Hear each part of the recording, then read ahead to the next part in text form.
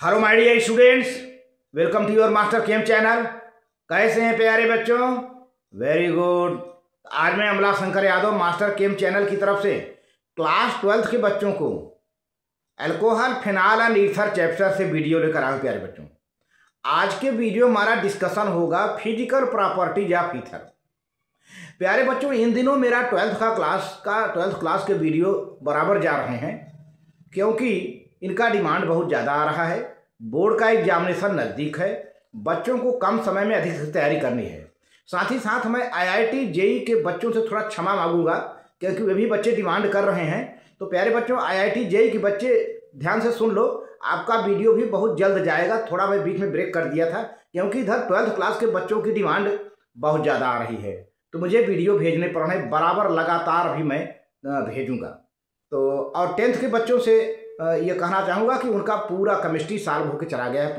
पूरी केमिस्ट्री का जो है वीडियो जा चुका है, वो भी अपना देख सकते हैं। उनका कुछ भी नहीं रह गया है मेरे पास, मैंने सब कुछ भेज दिया है। तो प्यारे बच्चों, आज के वीडियो हमारा डिस्कशन होगा physical properties of the ether.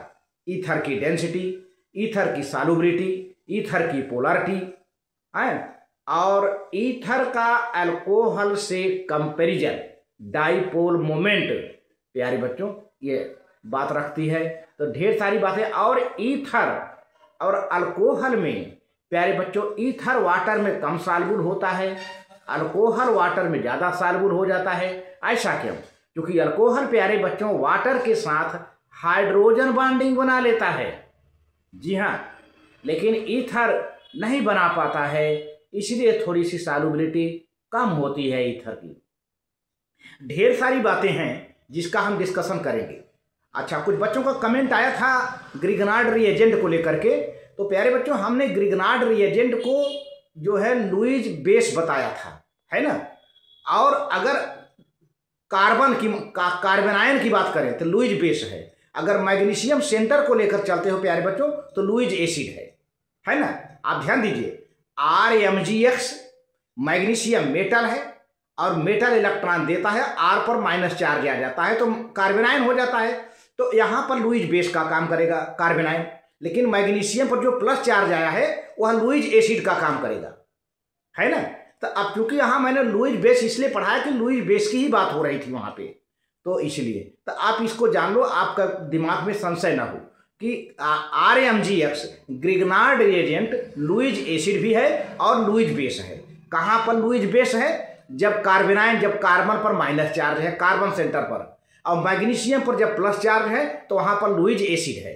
तो ठीक है प्यारे बच्चों, चलते हैं physical properties of the ether. Thank you. हाँ, तो प्यारे बच्चों, physical properties of ether, physical state, colour, order. पहले हम बात करेंगे फिजिकल स्टेट। ईथर का फिजिकल स्टेट क्या है, सॉलिड लिक्विड गैस क्या है, इसकी बात होगी। क्या कलर है, क्या ऑर्डर है प्यारे बच्चों, इसके बारे में हम बातचीत करेंगे। तो चलिए देखते हैं। आप कापी कलम लेके बैठ जाओ प्यारे बच्चों और आराम से नोट करते चले जाइए। देखिए, डाईमेथिल ईथर। डाईमेथिल ईथर किसे कहते हैं भाई? जिसमें दो मिथाइल ग्रुप हो। देखिए, CH3OCH3 है ना, ये डाईमेथिल ईथर हो गया। Dimethyl ether and ethyl methyl ether. Ethyl methyl ether माने क्या? जो है ये आ जाए CH3OCH2CH3, ये एथाइल ग्रुप है और ये मेथाइल ग्रुप है। तो ये अनसिमेट्रिक ईथर है और ये वाला ये सिमेट्रिक ईथर है। ये सिमेट्रिक ईथर है और ये अनसिमेट्रिक, क्योंकि दोनों अल्काइल डिफरेंट हैं। तो ethyl methyl ether are gases, dimethyl ether and ethyl methyl ether are gases at ordinary temperature, while the other lower homologus of ethers are colorless, और अन्य ईथर कलरलेस होते हैं, लिक्विड होते हैं, विद कैरेक्टरिस्टिक ईथर स्मेल। प्यारे बच्चों, एक ether का स्मेल आता है। चलते हैं डाईपोलर मोमेंट की बात करते हैं। आप प्यारे बच्चों जानते हो कि दो एल्काइल ग्रुप ऑक्सीजन से जुड़े होते हैं और ऑक्सीजन पर दो लोन पेयर इलेक्ट्रॉन होते हैं ईथर में। मतलब इस तरीके से देखिए, ये दो अल्काइल ग्रुप है और ऑक्सीजन पर एक ऊपर एक नीचे, मतलब ये दो लोन पेयर इलेक्ट्रॉन होते हैं। तो जाहिर सी बात है पोलैरिटी होगी, और थोड़ा सा स्ट्रक्चर चेंज होने के कारण इनकी पोलैरिटी कैंसिल नहीं होगी, इनकी पोलैरिटी कैंसिल नहीं होगी। कुछ पोलैरिटी होती है प्यारे बच्चों। देखिए, because of the greater electronegativity of oxygen then carbon, the carbon oxygen bonds are slightly polar. बात तो सही है प्यारे बच्चों। कार्बन ऑक्सीजन की बात करें तो ऑक्सीजन सबसे ज़्यादा इलेक्ट्रोनेगेटिव होता है, कार्बन कम होता है ना। तो इससे थोड़ा सा इलेक्ट्रॉन प्यारे बच्चों ऑक्सीजन की ओर शिफ्ट हो जाता है, इलेक्ट्रोनेगेटिव है ना।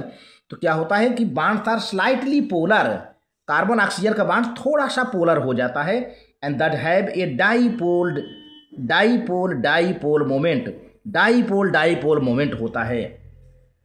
ये बात है भाई, पोलैरिटी आ गई तो डाईपोल मोमेंट होगा ही। सेकेंड पॉइंट देखा जाए, since the two carbon CO bond, देखिए एक इधर कार्बन CO बॉन्ड है, एक इधर कार्बन, देखिए CO बॉन्ड इधर भी कार्बन है ना, ये कार्बन बॉन्ड, एक इधर कार्बन बॉन्ड है ना, कार्बन ऑक्सीजन बॉन्ड है ना। अगर राइट साइड से देखा जाए तो carbon oxygen bond, left side से देखा जाए तो कार्बन ऑक्सीजन बॉन्ड। तो इस तरह से कहा जाए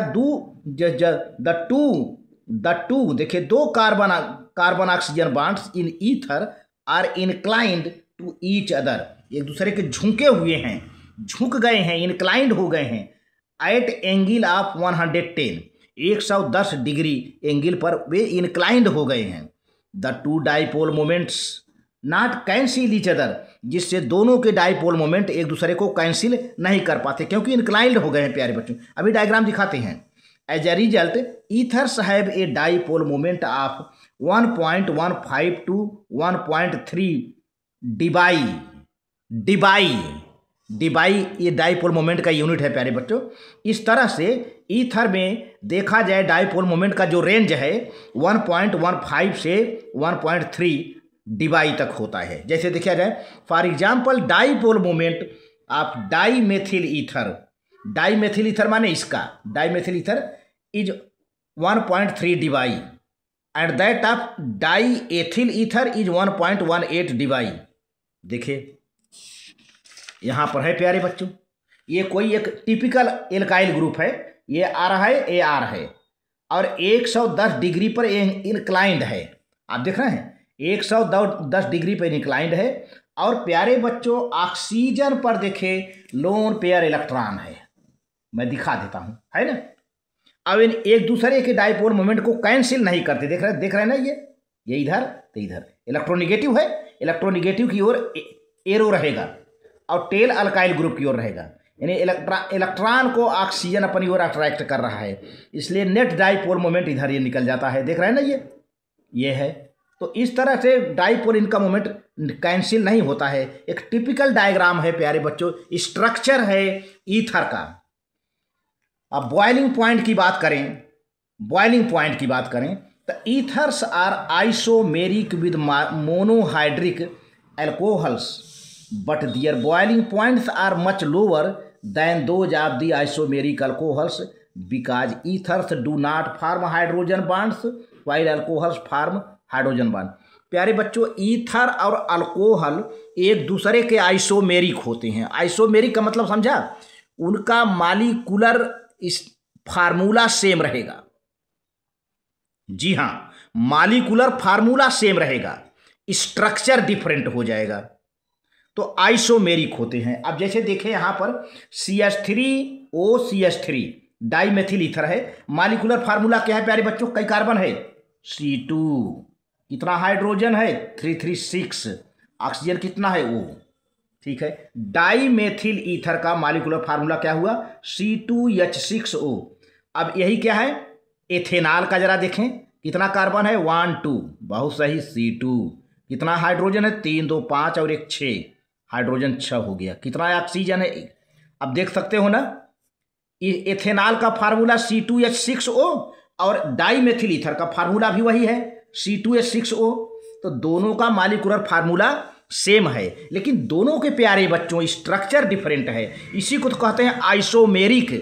ये ईथर इस अल्कोहल का आइसोमर है, तो ethers are isomeric with monohydric alcohol. Monohydric माने जिसमें एक OH हो, जिसमें एक OH ग्रुप हो, but their boiling points are much lower, then those of the isomeric alcohols.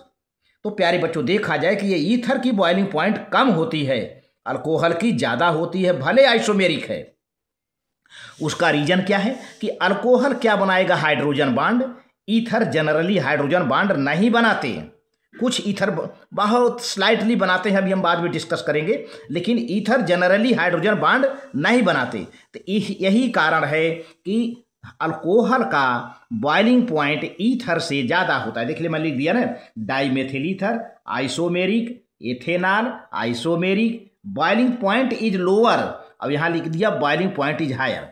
उसका रीजन मैंने बता दिया, अल्कोहल का बॉइलिंग पॉइंट क्यों हायर होता है, क्योंकि अल्कोहल से हाइड्रोजन बॉन्ड बनाते हैं। प्यारे बच्चों अल्कोहल क्या बनाते हैं, हाइड्रोजन बॉन्ड। आप कॉपी कलम लेकर के बैठे हो, आप नोट करते जाइए। अल्कोहल की बॉइलिंग पॉइंट अधिक होने का मात्र रीजन क्या है ईथर से, क्योंकि अल्कोहल हाइड्रोजन बॉन्ड बनाते हैं, ईथर जनरली नहीं बनाते हैं। ठीक है, आगे वाली पॉइंट पर बढ़ता हूँ मैं। As a result, ethers do not show molecular association and hence have lower boiling point than corresponding alcohols. Corresponding alcohols माने वह अल्कोहल जिसमें उतना ही कार्बन हो जितना ईथर में। देखिए करेस्पॉन्डिंग अल्कोहल है, इसमें कितने कार्बन है ईथर में, 2 कार्बन। अल्कोहल में कितने कार्बन है, 2 कार्बन। ईथर में कितने हाइड्रोजन है, 6 हाइड्रोजन। अल्कोहल में कितने हाइड्रोजन है, 6 हाइड्रोजन। ईथर में कितने ऑक्सीजन है, 1 ऑक्सीजन। अल्कोहल में कितना ऑक्सीजन है, 1 ऑक्सीजन। तो करेस्पॉन्डिंग अल्कोहल है, इस ईथर का करेस्पॉन्डिंग अल्कोहल है। तो प्यारे बच्चों अल्कोहल हाइड्रोजन बॉन्डिंग बनाता है, तो अल्कोहल मॉलिक्यूल में एसोसिएशन होगा। एसोसिएट माने हाइड्रोजन बना बनाकर एसोसिएट हो जाएगा, जुड़ता जाएगा। लेकिन ईथर में हाइड्रोजन बॉन्डिंग नहीं होती है, तो एसोसिएशन नहीं होगा। तो इसीलिए बात यहाँ बताई जा रही है कि as a result ether do not show molecular association. Ether में मॉलिक्यूलर एसोसिएशन नहीं होता है, क्योंकि ईथर हाइड्रोजन बॉन्डिंग बनाता नहीं। हाँ, hence have lower boiling points then corresponding alcohol. और यही कारण है कि ईथर का बॉइलिंग पॉइंट अल्कोहल से लो होता है, कम होता है। अब देखिए यहाँ दिया है ना, एक एग्जाम्पल दिया है, एन ब्यूटिल अल्कोहल और diethyl ether. N butyl alcohol माने नॉर्मल ब्यूटिल अल्कोहल, जिसमें कोई ब्रांचिंग ना हो, उसको नॉर्मल कहते। देखिए CH3 CH2 CH2 CH2OH, कितने कार्बन है बेटा, 1 2 3 4। अब मॉलिक्यूलर फार्मूला कितना, मॉलिक्यूलर मास कितना है, 74। बॉइलिंग पॉइंट इसकी एन ब्यूटिल अल्कोहल की 390 है, ध्यान दीजिएगा, 390 केल्विन अल्कोहल है ये, ध्यान दीजिए। लेकिन यही इतना है, CH3 CH2O CH2 CH3, molecular formula 74 same है, ठीक है ना। लेकिन बॉइलिंग पॉइंट कम हो गया, 307.6 केल्विन। दोनों में कार्बन सेम है। देखिए इसमें कार्बन कितना है, 4। हाइड्रोजन कितना, 3 2 5 5 2 7 7 2 9 9 1 10। हाइड्रोजन 10 है प्यारे बच्चों, ऑक्सीजन 1। और इसका भी मॉलिक्यूलर फार्मूला देख लीजिए, कार्बन कितना है, कार्बन 4, हाइड्रोजन कितना है, 3 2 5 5 2 7 7 3 10। हाइड्रोजन 10 है प्यारे बच्चों, ऑक्सीजन कितना है, 1 है ना। अब देखिए इसका मॉलिक्यूलर फार्मूला, इसका मॉलिक्यूलर फार्मूला सेम है। तो करेस्पॉन्डिंग इस ईथर का करेस्पॉन्डिंग अल्कोहल है, या इस अल्कोहल का करेस्पॉन्डिंग ईथर है। अब अल्कोहल का बॉइलिंग पॉइंट 390 केल्विन है, लेकिन ईथर का बॉइलिंग पॉइंट 307.6 केल्विन है। ऐसा क्यों, इसलिए कि अल्कोहल क्या बना रहा होगा, हाइड्रोजन बॉन्डिंग, जिससे हाइड्रोजन बॉन्डिंग स्ट्रांग होती है। बॉइलिंग पॉइंट बढ़ गई भाई, 390 केल्विन हो गया, ज़्यादा टेम्परेचर देना पड़ेगा बॉइल करने के लिए। लेकिन ईथर में प्यारे बच्चों हाइड्रोजन बॉन्डिंग बनी ही नहीं, 307 पर ही बॉयल कर जा रहा है, 307.6 केल्विन पर। ये है, तो यही बात नीचे प्यारे बच्चों समझाई गई है। Due to weak dipole interactions the boiling point of lower ethers such as dimethyl ether and ethyl methyl ether are only slightly higher than those of the n alkane। n alkane से देखा जाए, अगर alkane की बात किया जाए तो ether की बॉइलिंग पॉइंट थोड़ा सा जो है थोड़ा सा हायर है अल्केन से, लेकिन अल्कोहल से नहीं, ध्यान दीजिए। Due to weak dipole interactions the boiling point of lower ethers such as dimethyl ether and ethyl methyl ether are only slightly higher than those of N alkane. ध्यान दीजिए, N alkane की बात कर रहा है, एन अल्केन से higher होगा, लेकिन अल्कोहल से नहीं। Having comparable molecular masses, for example boiling point of diethyl ether diethyl ether, देखिए ये है diethyl ether is 307.6 Kelvin. So as that of N alkane having comparable molecular mass 309.1 Kelvin. 309 point, अभी एक chart दिखाते हैं प्यारे बच्चों, एक chart. However the hydrocarbon part. अब प्यारे बच्चों अगर एक बात है कि अगर ईथर में हाइड्रोकार्बन पार्ट बढ़ेगा यानी कार्बन का नंबर बढ़ता जाएगा तब क्या होगा, बॉइलिंग पॉइंट बढ़ जाएगी। However the hydrocarbon part increases beyond 4 carbon atoms, the boiling point of the ethers are even slightly lower than the N alkanes the comparable molecular masses. तो प्यारे बच्चों this is because the presence of oxygen makes ether molecule less symmetrical.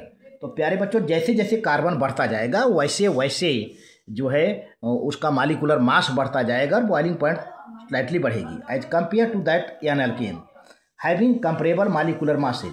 As a result the van der Waals forces of attraction between ether molecule are slightly lower than those of N alkanes.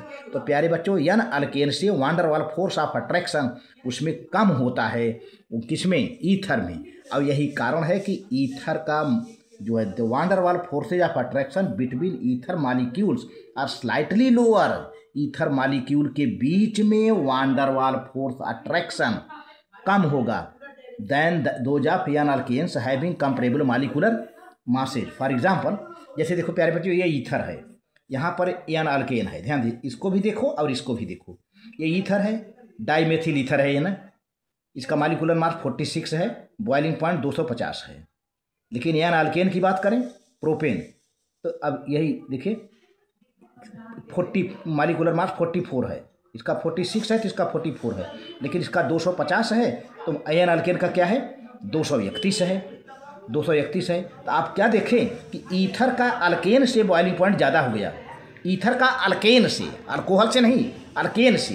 देखिए ether का यहाँ boiling point 250 kelvin है और N alkane का 231 है। अब आ जाओ इधर एथिल मेथिल ईथर, इसका मॉलिक्यूलर मास 60 है और बॉइलिंग पॉइंट इस ईथर का 283 केल्विन है।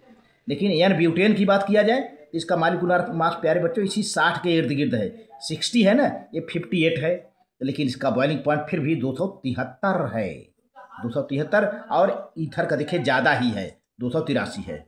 अगर इसका करें die ethyl ether, molecular mass 74 है और बॉइलिंग पॉइंट 307.6 केल्विन है। लेकिन यहाँ पर देखिए इसका मॉलिक्यूलर मास 72 है, करीब करीब 74 के आसपास है इसका बॉइलिंग पॉइंट, अरे सॉरी मॉलिक्यूलर मास। अब इसका बॉइलिंग पॉइंट तो 307.6 केल्विन है, लेकिन इसका जिसका मॉलिक्यूलर मास 72 है 309.1 केल्विन है।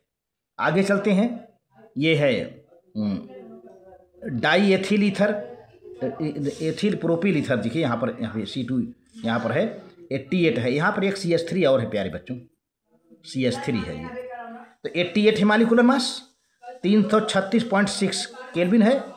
और यान हेक्सेन 86 है और 342 केल्विन जो है बॉइलिंग पॉइंट है इसका यान हेक्सेन का, और इसका जो है 336.6 है। अब सॉल्युबिलिटी की बात किया जाए, ethers containing up to 3 carbon atoms are soluble in water. प्यारे बच्चों ऐसे ईथर जिसमें करीब करीब 3 कार्बन एटम है, 3 कार्बन एटम, तो पानी में सॉल्युबल हो जाता है। The solubility of other lower ethers in water is comparable to those of the corresponding alcohols. For example like ethanol, dimethyl ether is completely miscible with water. देखा जाए ethanol हो या डाइमेथिल ईथर हो, पानी में कम्प्लीटली मिक्स हो जाता है। Similarly both diethyl ether यान ब्यूटिल अल्कोहल और सॉल्युबल इन वाटर, ये भी पानी में घुल जाते हैं to almost the same extent, यानी 77.5 and 9.0 gram per 100 millilitre of water respectively. अब सॉल्युबिलिटी ऑफ लोअर अल्कोहल की बात किया जाए, देखिए solubility of lower ether, sorry lower ether, lower alcohol नहीं lower ether. The solubility of lower ether in water is due to the formation of hydrogen bonding. देखिए मैंने यहाँ क्या लिखा है, ये जो लोअर ईथर हैं, due to lower solubility of lower ethers in water is due to the formation of hydrogen bonding between water and ether molecules अब देखिए प्यारे बच्चों, मैंने कहा था ना कि ईथर मालिक्यूल हाइड्रोजन बॉन्डिंग नहीं बनाता है, लेकिन जो लोअर ईथर है, देखिए वाटर से मालिक्यूल, वाटर मालिक्यूल के साथ हाइड्रोजन बॉन्डिंग बनाया। देखिए ये ईथर है, ROR, ये वाटर है, इसके साथ dot dot dot dot H bonding है, ये भी H बॉन्डिंग है, हाइड्रोजन बॉन्डिंग है ना। तो लोअर ईथर वाटर के साथ हाइड्रोजन बॉन्डिंग बनाते हैं, जिससे उनकी सॉल्युबिलिटी हो जाती है, मैंने पहले बता दिया था। और generally higher ether hydrogen bonding नहीं बनाता, लोअर ईथर हाइड्रोजन बॉन्डिंग बना लेते हैं वाटर से। तो देखिए ये बनाया है ना, ये सॉल्युबल हो जाएगा। हम हायर की बात नहीं कर रहे हैं, हायर ईथर हाइड्रोजन बॉन्डिंग नहीं बनाते प्यारे बच्चों। As the molecular mass of increases the solubility of ether in the water decreases. मैंने पहले बताया था मॉलिक्यूलर मास में इंक्रीज करने का मतलब हाइड्रोकार्बन पार्ट बढ़ता जा रहा है प्यारे बच्चों, ईथर में हाइड्रोकार्बन पार्ट बढ़ता जा रहा है। As the molecular mass increases the solubility of ether in water decreases due to corresponding increase in the hydrogen bond. Hydrocarbon portion बढ़ता जाएगा प्यारे बच्चों। अब the molecules ethers are however fairly soluble in common organic solvents such as benzene, chloroform, acetone, carbon tetrachloride. तो प्यारे बच्चों, molecular mass बढ़ेगा तो सॉल्युबिलिटी पानी में घटती जाएगी। लेकिन अल्कोहल की बात करें तो हाइड्रोजन बॉन्ड अल्कोहल वाटर के साथ बना लेगा। और ईथर की बात करें तो अगर मॉलिक्यूलर मास बढ़ रहा है तो हाइड्रोकार्बन पार्ट बढ़ जाता है। हाइड्रोकार्बन पार्ट बढ़ने का मतलब उसका मॉलिक्यूलर मास बढ़ेगा, और मॉलिक्यूलर मास बढ़ेगा तो सॉल्युबिलिटी क्या हो जाएगी, डिक्रीज हो जाएगी। आप फिर से समझ लो, as the molecular mass increases the solubility of ether in water decreases due to corresponding increase in hydrocarbon portion. Hydrocarbon portion बढ़ गया, इसीलिए मॉलिक्यूलर मास बढ़ गया, तो सॉल्युबिलिटी वाटर में कम हो गया। Ethers are however fairly soluble in common organic solvents such as benzene, chloroform, acetone, carbon tetrachloride etcetera. देखा जाए तो जो हायर कैटेगरी के ईथर हैं वो पानी में नहीं सॉल्युबल होते हैं, लोअर के तो हो जाते हैं, हाइड्रोजन बॉन्ड बना लेते हैं, मैंने पहले बता दिया था। लोअर ईथर पानी में घुल जाएंगे क्योंकि हाइड्रोजन बॉन्डिंग बना लेते हैं, लेकिन हायर ईथर हैं वो पानी में सॉल्युबल नहीं होते हैं। तब किस में सॉल्युबल होंगे, ऑर्गेनिक सॉल्वेंट। कौन कौन से हो सकते हैं, benzene, chloroform, acetone, carbon tetrachloride, इस तरह से। अब डेंसिटी की बात किया जाए प्यारे बच्चों, तो डेंसिटी सभी ईथर की पानी से कम होती है। All ethers are lighter than water. सभी ईथर पानी से लाइटर होते हैं, हल्के होते हैं। तो आज के वीडियो में बस इतना ही प्यारे बच्चों। Very good, thank you.